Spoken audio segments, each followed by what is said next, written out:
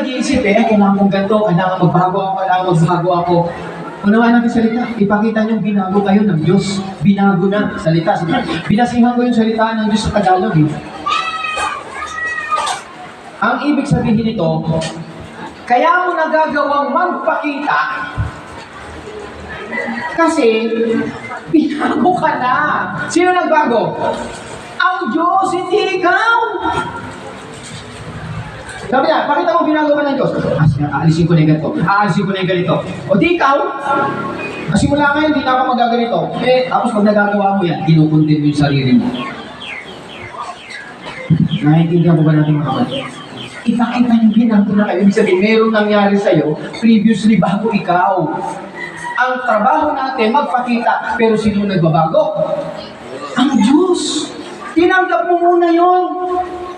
Paano mo tinatanggap yun kung wala ka sa Panginoon? Paano mo tinanggap yung pagbabago? Wala ka naman, hindi ka naman lumapit doon sa nagbabago ng buhay. Paano ka nagbago? Hindi ka naman lumapit sa Diyos. Ikaw ang nagbago sa sarili mo. Akala mo ang Diyos, pero hindi siya ikaw. You are not depending on God, you are depending on your flesh. You are depending on your knowledge. Ang sabi ng Panginoon, if you are a believer, walk by faith and not by sight. Not by feelings, not by experience. Ako ang haba na experience ko sa buhay. Alam ko na yan. No. Walk by faith. What is faith? Faith comes by hearing and hearing God's word. Amen. And how can you hear without a preacher?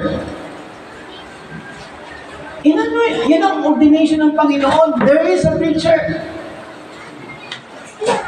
Kaya importante sa atin, alam natin yung nakangaral. Amen. Alam natin kung sino na.